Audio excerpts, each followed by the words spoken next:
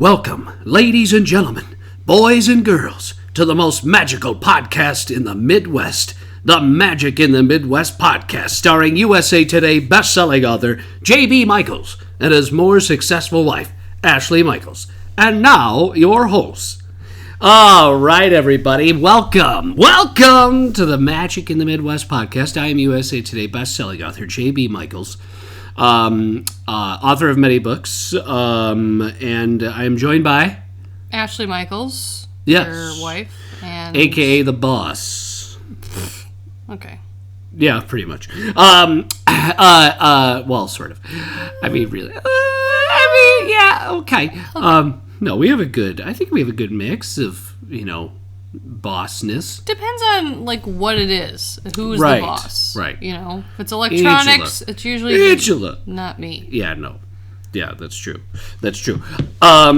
So, ladies and gentlemen, the podcast. This is the 79th Magic in the Midwest podcast, and this is brought to you by the many works of J.B. Michaels, 15 to be exact. The last of which is Why the F Do I Need Life Insurance? It's free. Download it. Learn about life insurance and laugh. It actually will make you laugh. I know life insurance isn't really, a hoot, but the book is funny. So, check it out. Read the book. Learn a little bit about life insurance. And then also working on a new book. I have a big book signing next week. The end of next week at the Christmas Walk set in Geneva, Illinois, where the murder mysteries are set, the Mac and Millie mysteries. Working on Raftery's Ghost, the fifth Mac and Millie mystery, to be released in March of 2022. That's the goal. So in line with the 100th anniversary of The Little Traveler, which is a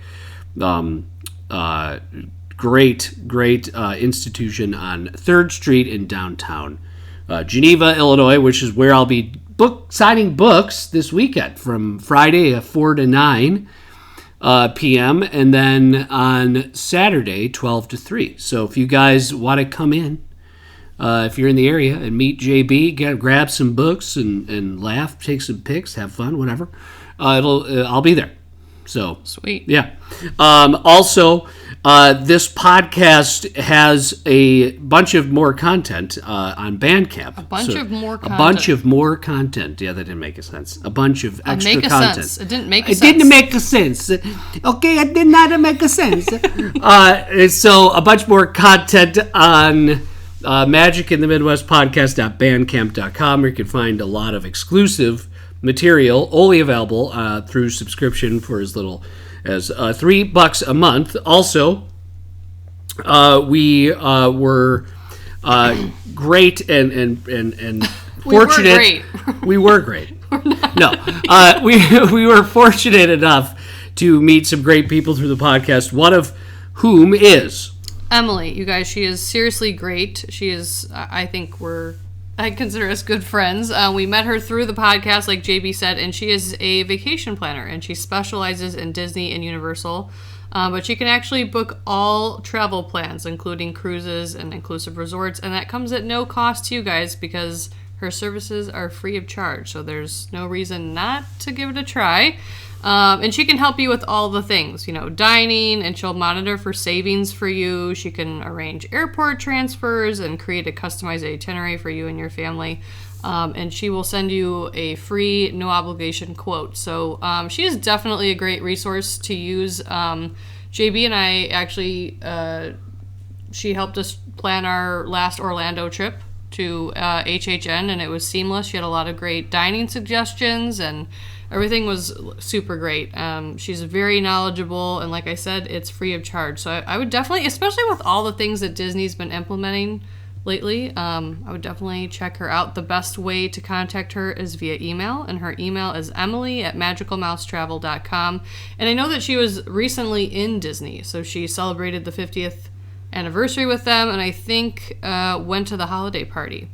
So, she goes often to make sure that she's up on the latest and all that. So definitely give her a shout if you're looking to book a trip, and let her know that we sent you over. Yes. Let her know that you heard about her through But Magic. she's the best, guys. She's very sweet. Her and I chat about Disney on at least a weekly basis and laugh about things and stuff. So she's a great resource and someone you should definitely get in touch with if you're looking to book a trip. Yes. So keep that in mind. All right. And we are going to return to Islands of Adventure, day 2 of our latest trip, Halloween Horror Nights trip, which is now a little over a month ago, which is crazy. It just feels like it was a long time. Well, you know what? There's a lot. I mean, we haven't podcasted in a while, and Harrison and I were both ill. No, it was not COVID, everyone. No. But it was, It was flu really shot sore related. throat. Yeah, I mean, maybe. We don't really know. But we both had really sore throats. It hurt me really bad to talk for a while. Hers definitely was. It was a rough couple weeks, but we're on the mend. The mend? We're on the mend. Well, I think you're mended. I mean, I feel like you guys Harrison are okay. still has like a runny, stuffy nose. Right. Just lingering. Just lingers. And then we had, the holiday and... Yes. So we ended last podcast talking about the Jurassic Park, the state of Jurassic Park, which is not good. It's a lot of maintenance needs to be done to good old JP, the River Adventure. Yeah. Jurassic Park River Adventure. I love the ride, but it's in need of some TLC, definitely. And it also sort of unfortunately begs it sort of reinforces the fact that Universal just really has gotten away from practical. I know the last couple of things maybe not, right? They did Hagrid's and Velocicoaster, but it's also your effects on your current rides, guys. Yes, the Velocicoaster is great, but you also need to fix some stuff too, but whatever. Yeah. I mean, really, because the ride itself, yes, it's water based, so it always needs to be emptied and maintenance need to be done every year. But I mean, the ride itself it really isn't that bad. It's just a boat that goes up and down. I mean, it's really pretty standard as far as the actual ride structure itself. But yes, Jurassic Park River Adventure, and then we went and were hungry for lunch. And we went to Burger Digs, which is basically inside the visitor center from Jurassic Park, which you can see as soon as you enter the port of entry, and you go out and you can see all the islands. You see Jurassic Park Burger Digs, basically the visitor center. So that's where it is. Let's talk about Burger Digs. What did you get? What did I get? I feel like I got a burger. Yeah, you got a straight up burger, I think. Yeah, straight up burger. Straight up burger from Burger Digs. How was it? Or it was a chicken sandwich. I know I got a grilled chicken sandwich. What did you get? I don't know. You don't remember. Actually, I feel like it was not a burger because I ended up getting something like that later in the day. Right. So I feel like I did get a chicken sandwich. Okay. And it was good. I mean, I feel like for what it's supposed to be, I mean, it's not supposed to be like this. This isn't like a fancy... Right. Sit down, whatever. But the food I had was good. I remember the fries being really good. Right. And I was pleased. Yeah, it was good. It was very good. You get a decent amount of food. It was a lot of food, I felt like. So. So we actually went and we sat out on the, the outside veranda, at the top. So we were actually overlooking. It was nice out. It was a pleasant lunch experience. My grilled chicken sandwich was really good. It was very, it had a lot of moisture. It wasn't dry. It was a good. Yeah, that's good. It was tasty and it really hit the spot. It was a very good, there isn't, to be honest, there really isn't a lot of places to eat at Islands of Adventure. That's true. I mean, they're really, you have the Fantastic, or the Captain America Cafe, or whatever, the Avengers Cafe. There's really only one sit down, and that's that Mythos, which we did go through. We did just to check it out. Yeah. But so I mean, other than that, there really isn't a whole lot of options. But Burger Digs is actually a decent spot for lunch or dinner or whatever you guys want. And there's lots of seating. So yeah. Plenty of seating, plenty to Yeah, big area, and plus it's cool because you feel like you're in a finished Jurassic Park visitor center. It is like neat. That's cool. Just in and of itself. So Burger Digs was really good, and then we met up with a bunch of more of our friends. This is for just this little time period, and we went. We decided to go onto Forbidden Journey, which I hadn't been on in a long time. But Well, no, we went on it together a few years ago. yeah, we went a couple of years ago.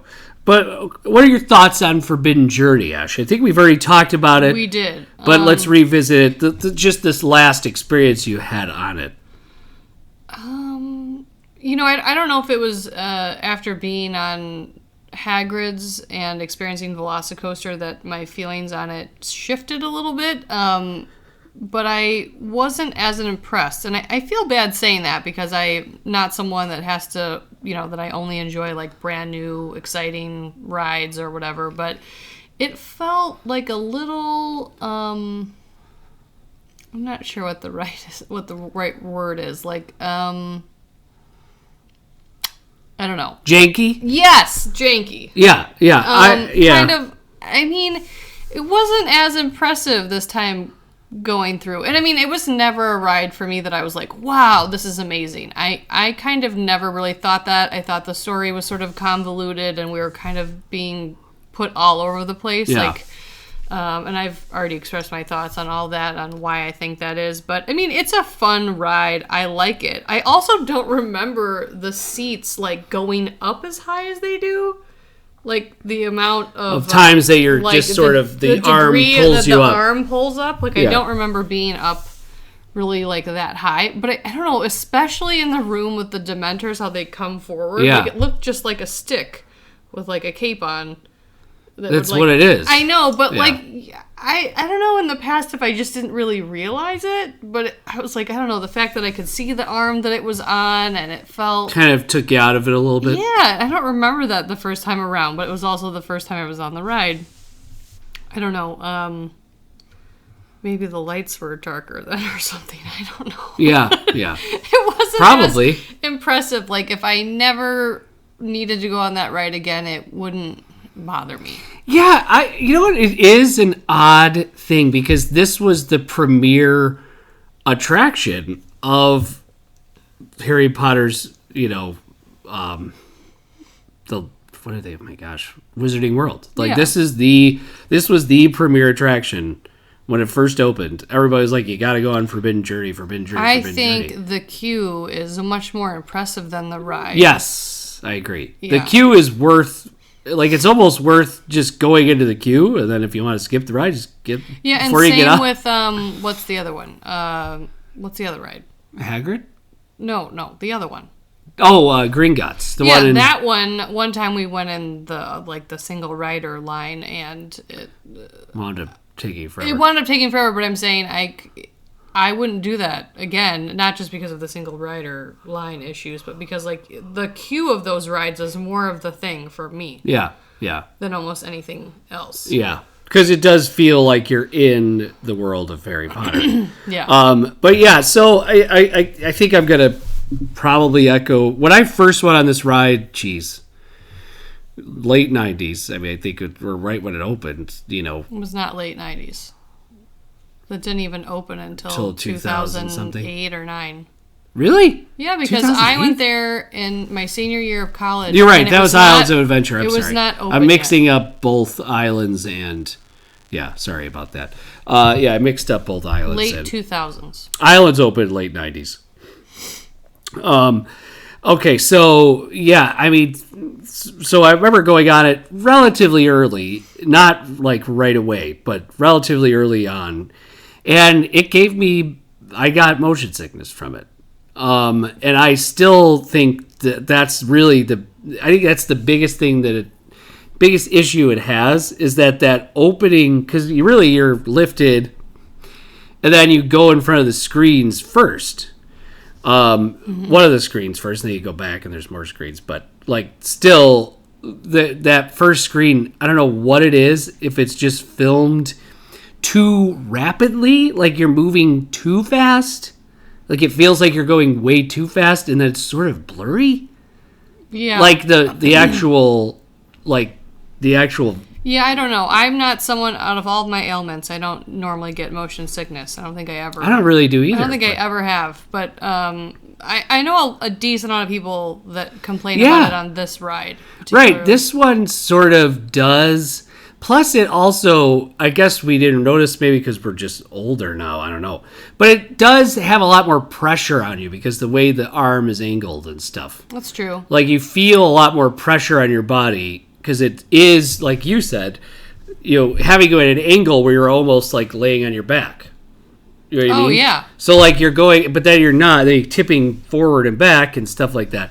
And, I mean, listen, not to take away the effects. And I love the mixture of the practical, the screen, like the effects of the dragon coming after us while you're in the tower. I mean, that is some really great stuff.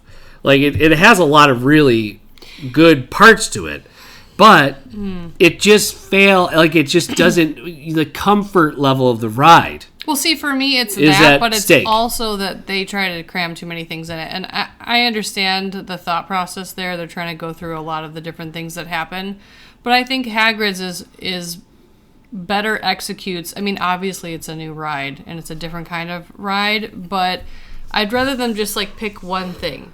Yeah. Either the forest or a Quidditch game or the fight with the dragon. Yeah. Yeah. I mean, like pick one thing and sort of see it through. Yeah. Or do sort of something original. I feel like we were kind of, like the amount of time we spent in front of the spiders, whatever. Like to me, it was just sort of like all over the place. Like I didn't feel like we were really like going through the different. Like I know that's what it's supposed to be. Then there's like the Whomping Willow, whatever. But we're kind of all over the place. It sort of happens one after the other, right? Yeah. It's like we're here, we're here, we're here. Which is, I don't know. I don't think it's the most powerful ride experience. Right. Personally. Right.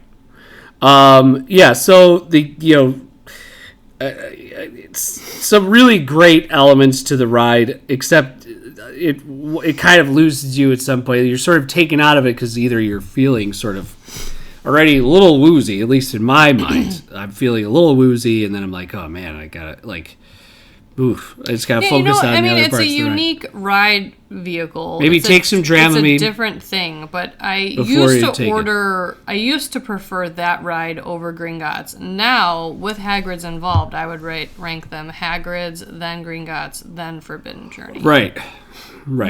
Everyone's different, but that's my personal preference. Right. So Forbidden Journey, really fun. The queue is fantastic, and there are elements to the ride that are great. I guess I would take my own advice. Next time, if I'm going to go on that ride, I'm just going to take some Dramamine beforehand, and maybe I'll feel better. I mean, did it affect you after the ride? No, it didn't last too long. Like, when I get it, it's not like I'm... I mean, for me personally, I would be... Like, if a bunch of our friends were going on, I wouldn't be like, I'm not going. I would go on it. But I would not... If it's just you and I'm not probably going to go out of my way... Right. To be like, we have to do that before we leave. It's a must-do. Right. For us. Right. Because we've already done it. Well, now it's so funny because the crowning achievement of this area of, Harry Potter's Wizarding World, Islands, which is just, showcases Hogwarts and it showcases, Hogsmeade, the number one ride, the best ride, people say, in all of Orlando, whatever, is you have what opened a couple of years ago, Hagrid's Magical Creatures Motorbike Adventure. And this used to be where Dueling Dragons was. Mm-hmm. When Islands of Adventure first opened. So Hagrid's, so you have that really long queue. So you're going to be walking a lot. Like, this is a long queue. And it's cool because you get to a certain point when you get closer to the ruined castle, you see Hagrid's house, his hut, and all the stuff around it, the pumpkins and all that stuff. It's really cool to see that if you're a Harry Potter fan. And then you go inside, and this is where we kind of touched upon this a little bit. last time. But you go inside, and there's this. You get inside for a while, and you go through the line queue, and there's some cool areas that and remnants of Dueling Dragons, basically, that you can see.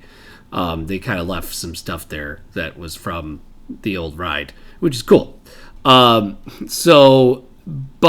you get to a pre-show area, and it's Arthur, Weasley, and Hagrid, like, sort of talking. I guess maybe it's just my experience and I just missed what it is or what it's about, but they're there talking, and I think we're supposed to glean some sort of point to the ride there. Like, and I missed it. I mean, the holograms are cool. Like, the holographic images are really, really neat. They are. And it looks really cool. But yeah, I don't really know what's... plus, people... One thing I definitely have noticed, at least it was the weekend we were there. People... And this is... I don't know. I don't know if you've noticed this, and I don't know, maybe it's a thing, or maybe it was just our experience that one time. But people weren't even paying attention to it. Like, people, it was there, and they weren't even giving it any attention. And I feel bad. What if you're like someone from the UK, and this is the only time you're going to be at Isles of Adventure, and you make a trip there specifically for this, and you have no idea what's going on because Universal doesn't have the volume, I think, loud enough. Well, I think that's part of it. I think people give up because they're like, I can't hear this. Right. So why am I... Right. I mean, I just maybe stare you're right. forward. Maybe if the volume was louder, it'd be better. I don't know if that's like some sort of like accommodation concern, or I don't know. I'm not sure. But it is like so much where people are just talking, and you're just like, well, this is cool. I would like to know what's going on, but I really don't. Yeah. I just feel like it's a missed opportunity, or why even have a pre-show in the first place? Yeah. Why even do it? I think they had a plan and it didn't work, because remember, Hagrid was like breaking down all the time. It still breaks down.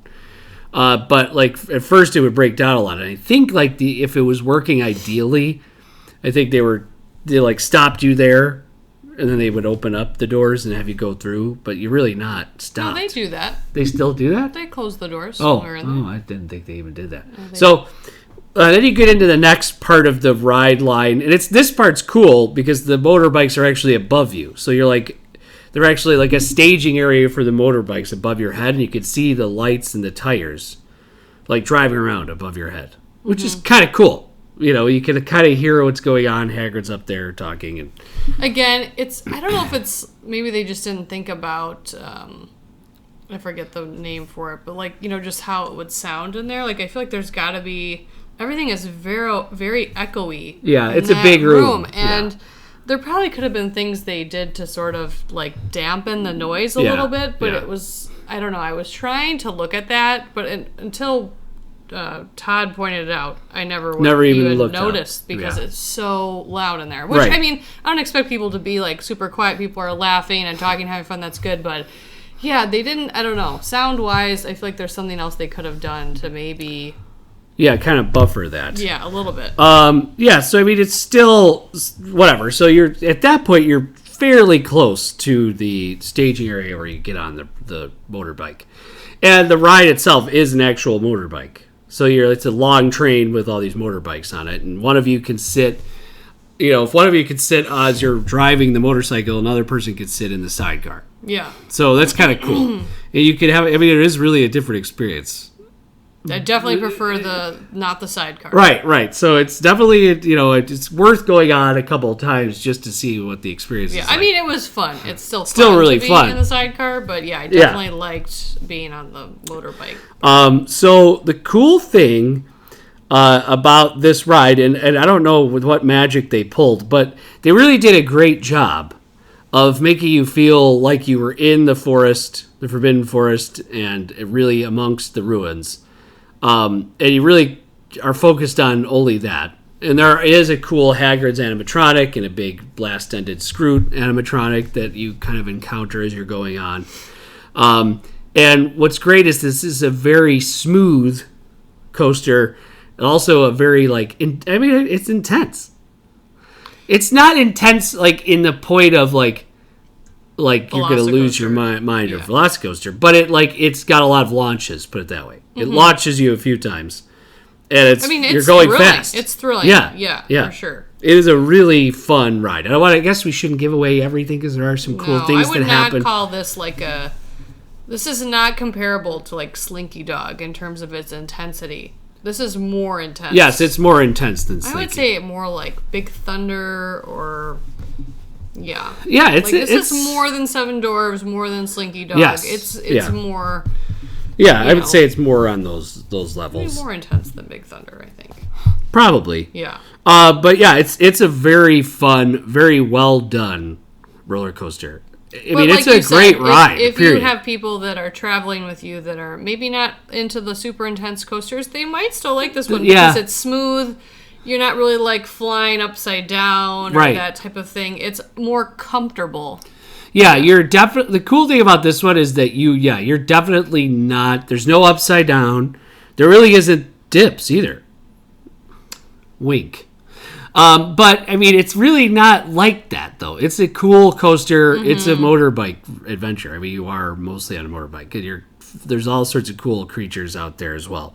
So, it's a very good, very, very good ride. Probably Universal's best overall ride they've done in a long time. Probably my favorite ride on Universal property. Really? Hagrid's? Okay. Yeah, I think so. Yeah, I can see it. But yeah, it's fantastic. It's really good. Definitely worth waiting in line for it. Usually there's a line. There are some days, this is a pro tip, there are some days you have to check the day of, though. There are some days where they will have a virtual queue for Hagrid's. It just depends on the capacity of the park. When we were there was not a virtual queue, at least the days we were there. And in Islands, there was no... So, it's either you've got to reserve a spot ahead of time or you just wait in line. I mean, you're going to be waiting... We waited, maybe 45 minutes? Mm-hmm. We went on it twice, and we really didn't wait that long. Right? So... No, I don't think it was an hour either time. No. It was about 45. Yeah. So, yeah, it was really, absolutely well done. What would you give Hagrid's? An A? An A, I would probably give it an A, I think, right? So I would probably... I mean, I'm going to give it a 10. I like everything about it. Nice, 10 out of 10. Any better than it is. I agree. I'm going to give it a 10 out of 10. Highest marks for Hagrid's Magical Treasures Motorbike Adventure. I think that if I were to go on one ride before leaving the park... It would be Hagrid's. And, yeah, go ahead. Even if I had already been on it earlier that day. Totally worth it to go on at night. Very different experience, too. You think so? Yes. I guess. Day is cool. Day you actually see more, I'll be honest. See, I think you're getting confused with the day and night with the fact that you were on the motorbike. I think it was a totally different experience because you were on the motorbike. Well, I like that the lights, too, sort of like... I mean, it was cool, but I think that... I mean, my first experience on it was definitely more fun, and it was because of where I was sitting. Yeah, that's true. So, true. But yeah, definitely highest marks for Hagrid's. And then we have annual passes, so it's park to park, right? So we actually split off from our group. They were going into Horror Nights that night, so we actually decided at this point it was around 1 or 2, and we decided we were just going to head on over into Universal Studios. Mm-hmm. And we were going to take the Hogwarts Express. We waited, I think, a really long time for this. We did, and the line wasn't even that long, and the listed wait time was like only 10 or 15 minutes. And then it felt like forever for some reason. It was pretty hot at that point in the day, and it wasn't really... They didn't really have any fans going or anything. I definitely remember it feeling like just dead air when we were waiting. In the station, yeah. And I'm going to have an unpopular opinion about the Hogwarts Express. All right, so the Hogwarts Express was, in one way, a brilliant move by Universal by trying to get people to buy passes for both parks because you get to experience, you get to enter the other park, through the Hogwarts Express experience. So instead of walking all the way back to the port of entry and all the way around Hard Rock. It's not that far. Okay. But that's what they want us to say. I can tell you in January, if you guys opt to do this, I will not join you. That's fine. Unless there's no one wants your why would you do that? Why would you do that? It's like when you guys took the train that one time. Magic Kingdom. It was like, oh my gosh, let's just all smash together and sweat. We could have been there if we walked. Okay. And I had to have the stroller jammed into my legs. Everyone else just sat like this. Cranky Ash. Okay. Okay, let's talk about it. So Hogwarts Express, How stupid it is. according to Ashley, is stupid. I don't understand what all the fuss is about. I was very underwhelmed. I don't think it's what I think is going on here. Is I think people just want to have the experience of getting on and seeing the Hogwarts train come up the station, and then getting on the ride. Getting on the train itself isn't real. I don't think that's the biggest thing. I think it's more for people just to big super Harry Potter fans. Oh, I'm getting on the Hogwarts Express. I get it. I get if you're a super Harry Potter fan how you would want to experience this. What I don't understand is people telling me, oh my gosh, it was so awesome, you have to do it.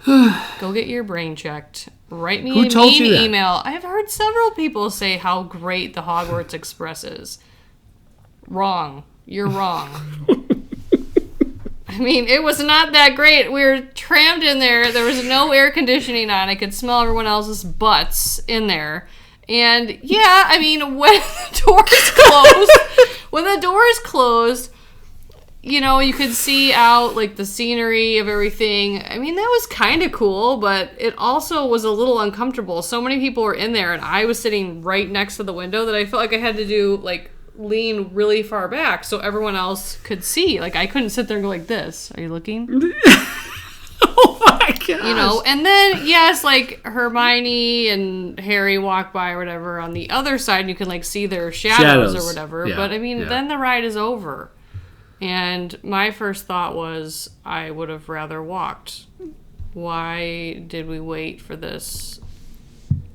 I understand. Atrocious, whatever. And then, when we got off the train, there were so many people waiting to do it was insane. I was like, I wanted to shout to all of them, don't do it. Because, why would you wait there for that line must have been 2 hours long. And what's weird is that it's just one train, right? Yes. That has the Hogwarts, the front engine on, the front engine on one side and then the front engine on the other side. It just goes back and forth. I would really only do it if it was like a walk-on experience. Right. That would be when I would do it. Otherwise, or if you're a super fan, I still don't understand why you need to do it. What you notice now is that we have become so, I would say, affected by technology, right? That, when it first came out, it was really, people didn't really care as much probably, but now our cell phones have these beautiful screens and everything has a beautiful screen. The screens inside a Hogwarts Express are dim and sort of not impressive. You're looking at the screen next to you and that it's a screen with some images on it, some graphical images on it. It doesn't immerse you. Yeah. Now, guys, before I get attacked, which I know I'm going to, I don't care, Slytherin. If you love something, if you love Harry Potter and that's your thing, of course, you're going to like something, whether it's amazing, truly amazing or not. And that's just part of how it is, right? You want to experience those things and do anything you can to be part of that world and experience it. And so if that means you go and you get on the Hogwarts Express every time, I do get it. I do. I don't think a lot of people can always separate those two things, though, and actually think, like, is this truly amazing? And I'm a big Harry Potter fan. Is it the biggest thing in my world? No. But I really love Harry Potter a lot. I would never tell someone that they had to do it even once. I wouldn't want to ruin their life like that. I just couldn't do it to someone, even though I'm a Slytherin. No, I'm exaggerating. But I don't think it's a must-do. I think if you have a kid that's, like, super into it, I get it. But I still would not wait in that line. No way. I would much rather walk. Well, and also, keep in mind, also, you're not, if your party is like 4 or less or 5 or less, you're going to be in a car with other people. Right, and that's fine. I mean, the people we were in the car with were fun. They were funny. And I mean, it's a very short ride. It's not that big of a deal. But it was like a lot of standing around and sweating and like dead fart air to just like want to die. Plus, I did notice too that even when we got on the train. This is common right now. I don't know if it's just cutting costs type of thing, but yeah, the AC was not on. Like, the AC was just not on. Yeah. So and it was hot when we were there. It was warm still. In the high 80s. Right. It was low 90s. The AC was just not on. It was just hotness. Like, not hot, but it was just uncomfortable. Well, and I didn't really mind, but the people we were sitting with, they were kind of talking to each other. Not super loud, but they weren't being, like, super quiet. No. Like, and if you weren't all being quiet, you couldn't really hear what was happening. And so if you're getting on there with a small group of people thinking that you're going to take it all in, you may be disappointed. Not. And just smell other people's butts the whole time. Butt smells, yes. You're really focused on butt smell. I mean, because it's what I remember the most about the Hogwarts Express. Okay, well, that's gross. So we left, and Ashley was appalled at how many people were waiting on the other side. She already mentioned, she was like, I can't. Why? She was like, why? There's so many people. I just feel like if you were standing in that line for more than 30 minutes and you only got to a certain point with how crowded it was in there, how were more people not leaving the line? Like, I just don't understand. That's true. Their brains. Right. I was happy that amount of people decided to be that stupid and stand in that part of the park because there were more things open for me to do. Maybe that was the first time they did it, They had to have not known what they were doing. Right. Do you think this is like a different ride? Right. I don't know. Okay, so next thing. 0 out of 10. Yeah, you don't like that one. I'm going to give it a 5. But not 0, but 5 out of 10. It's not. I'm going to give it a 1 out of 10 if you have to wait more than 15 minutes. Okay. I'll give it a 4 out of 10 if. No, don't. You wait. Don't. It sounds like you're like being pulled to do that. Just say longer. 0. You just like it when I'm harsh because you like you're gonna. I'm always the good guy. You want people to be mad at me, and so do I. Definitely the best. Be mad. All I know definitely one person that's going to hear this podcast and definitely tell me what they think about my opinion. Who? Tell me later. Tell me off air. And I love Harry Potter. Oh yeah. Okay, so all right, so now we got off this ride. There was a ton of people waiting in the King's Cross station, platform 9 3/4. And there was a ton of people waiting there. We, got off at Diagon Alley. I wanted to be like Malef. You imbeciles. You imbeciles. You idiots. You idiots. You imbeciles.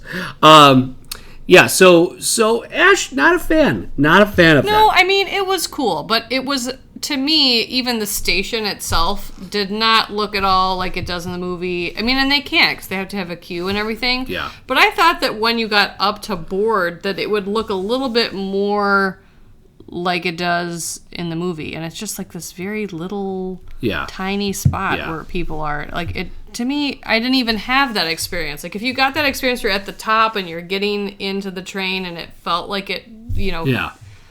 But it doesn't. It doesn't. It's just like, here's some bricks. Yeah. Is there even like a 9 3/4 sign? There's like one small one somewhere. Right. Where are the other numbers? I think there is on that side. On the King's Cross side, there is. I don't know. Because that would be where it is. Well, I know, but I tried to look when we you got were over there, and right. I was just too appalled. Right, you just had to get out of there. What is everyone doing? Then, right. Then we had to, we wanted to make the 2:30 Born Stuntacular show. Mm-hmm. So we sort of had not a horrible walk, but a decent amount that we had to get to. We had to get kind of across the park because and there was a parade. Born Stuntacular is in where Terminator 2 3D was, which is really right on like Rodeo, like the Hollywood Boulevard area. And we all needed to stop and get a Gatorade and a pretzel. Why? Because we were grumpy. Why? Because we waited for that garbage can of a thing. Right, we did. We got a snack real quick. Garbage can of a oh my gosh. So and then we couldn't eat it because we didn't have enough time because we wasted all that time waiting. Well, me and you didn't. Well, I know, but one person got it. But I got a Gatorade or something. Yeah, we got like or water or something. Powerade. I think it was a Powerade. Powerade. Get it right. Yeah, do they even make Gatorade anymore? No, they do. Yes, but they don't have it there. They just have Powerade. Yeah, I think Gatorade is owned by some other company. Powerade is probably a division of Coca-Cola, which is who has the products. If you take the Hogwarts Express, you're going to need a Powerade or something stronger. Right. So we made it, and then we got, of course, to this area where, of course, the one very limited amount of kids stuff that they actually have at Universal Studios. They do have a parade that features, Gru and the Minions. What about SpongeBob? And which Harrison will be very excited about. Yeah. Which, I do understand. It's very odd, SpongeBob SquarePants. It's very strange, but it is funny in its own weird way. But I understand why he might like it. It's just silly for the sake of silliness. But, yeah. And he's really into The Simpsons now. He just much likes... to my dismay. But, will help when we go to Universal Studios. I know. He'll be excited for all that. I think a lot of the people in our party in January will prefer Universal. A lot of the things about this trip. Yeah. I think so. Except I will not go on the Hogwarts Express. Right. I will grab a cocktail. Right. See you bees later. I did not anticipate us getting an Ash rant of... Well, we've missed a few weeks. I had to, put all the rants together. This was a good Ash rant episode. It's been a rough weekend, and I'm ready just to blame it on other people. Right. Do it. Or rides and attractions created by people we don't know. So Bad then job. We went to the Born Stuntacular, which was absolutely spectacular. I mean, I'll be honest with you. It was very impressive. I was very, very impressed. Yeah, I'm sure to say, I'm not like a shows person. I don't really love a lot of shows like that. I'm not really a theme park person, even though I have a theme park podcast. Annoy me like a ton. No, I like things like Country Bear Jamboree or what's the one over in the other one in Magic Kingdom and Fantasyland. PhilharMagic. Yes, that's fantastic. That's really good. Like, I like those. I'm not someone, like, what was the one we saw a few years ago at Horror Nights? It was just people flipping over it was the dancing people. One. I don't remember their names. I will never select to go sit, like, butt cheek to butt cheek next to someone for, like, 30 minutes and watch people flip over. I mean, that's very impressive. I just don't, it's just not me. I don't really like to do it. One of the only reasons I agreed to do this show is because it was indoors and it was cool in there. That was one of the places actually it was sort of cool. Like the air conditioning was on. Yeah. But this show was really, I mean, it was wild. It was the screen that they had up there. There were times where I was trying to figure out what was the screen and what was really up there. Like, I won't give too much away, but one of the opening scenes has like a bunch of people like cheering on this fight. Yeah. And I actually thought that there were more people up there. And then you come to find out that like of those background people, only 3 of them are like standing up there. The rest of them are on so cool. Screen. So cool. I was like, and then there's times when there's like a car, and then the car is on the screen, and then no, the car is actually up there. I mean, it was crazy. It's okay. So that's actually maybe one knock on it. Okay, so all right, so First off, maybe the only one. Jason Bourne, here's the other thing. Jason Bourne, the last Bourne movie was like 2016 maybe, or it was 2015, maybe 2016. So the Bourne movies, a lot of kids now would have to be introduced to it because there hasn't been a new one in a while, and obviously the movies are great. With Matt Damon, there really isn't a bad Bourne movie. I don't think the last one was okay. It was good. It wasn't great, but it was good. So it's like you have I get it. They wanted to make they updated. I wonder how long this was in development. I don't know, but that may be one knock against it is that the screen is so mesmerizing that it almost takes away from the stunts. Yeah, that he's doing. I know. Yeah. You're so kind of blown away by the technology of this experience that, they're still very skillful. No, very. But, you're almost you're not paying attention to what he's doing as much. And... Right. Yes, it takes away from all the stuff he's doing. But I'm cool. going to say this one part, though. There's one part where the scene goes into slow motion. Yeah. And the actor, the guy, has to do that. Flip over a lamppost in slow motion in real life. Yeah. It was crazy that he did that. The amount of strength that this person had to have. It was insane. It was really crazy. And I feel like we all take it for granted because you almost just felt like you were watching a movie. Yes. And that he wasn't really there. Yes. That he was just on the screen. Yeah. It was really good. Bourne Spectacular is definitely worth seeing. Also, I want to note that Julia Stiles is in the opening. Yeah, I didn't even realize it was her at first. She lives around here, I think. But she looks... We should have her over. She looks good. Maybe she'll be on the podcast. Right. Maybe we could ask her about it. Right. Julia, Hey, Julia. Tell us about filming the Bourne How do you feel Spectacular. about the Hogwarts Express? Right.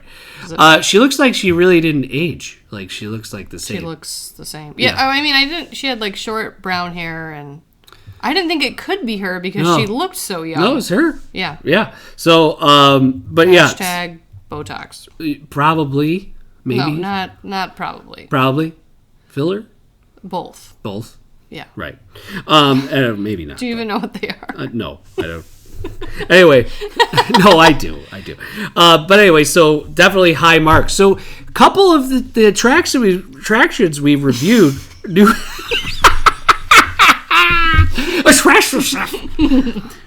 A couple of the attractions that we've reviewed got highest marks. I'm going to give it a 10.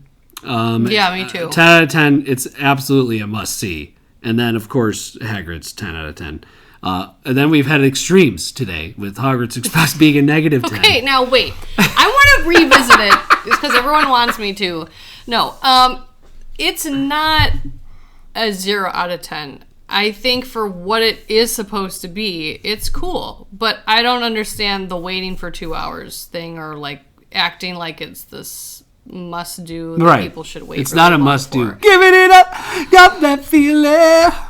Oh, Stace. Anyway, Mr. Must Do Disney. I don't understand the hype behind the Hogwarts Express. Do they do anything different for it during the holidays? Is there any sort of Christmas overlay with the Hogwarts Express or any sort of thing? Maybe. Like that? I don't know. I don't think so. No, I just think if you're traveling with young kids or whatever, I wouldn't wait that long for a very short trip between the two parks. Personally, yeah, I don't know. She does not think it's worth it. I don't. If you want to do it once, I understand. JB keeps telling me that Rip Ride Rocket is awful. I still didn't get on it this last time because it was the last thing we did. I still want to do it one time. I want to do it one time, but I will. Yeah. I will. That's actually a great idea. Her and I will go on it. Yes. And yes, that's great. There you go. But, just because, that's my point. Yeah, I don't know. I got your point. I don't think it's you can't like, why would you ever wait longer for that than you would for, like, Hagrid's? Like, the line was longer than Hagrid's. Hagrid's. I did not say it like that. I can't wrap my mind around it. I do understand if you're going to be there one time and you have to go on it, but just prepare yourself. Yes, prepare. For disappointment. Yes. Okay. All right, ladies and gentlemen, boys and girls, thank you so much for listening to the Magic of the Midwest podcast. You didn't ask what I would give the stunt spectacular. You said the same. We said 10 out of 10. I thought you said that. What would you give it? 10. Oh, okay. And that's for someone that thinks shows are garbage. Right. So that's high marks. That's how I want to end. High marks. All right, ladies and gentlemen, please rate and review us on Apple Podcasts, Spotify, YouTube, like and subscribe, whatever it is you guys want to do. Thank you so much for supporting the podcast and listening. We will be back next week. We will be talking about day... Oh, we still have to finish this day because we had some more interesting experiences. We really did. We did. So we're going to talk more about that and then our day 3. So, ladies and gentlemen, from the Midwest, see you later.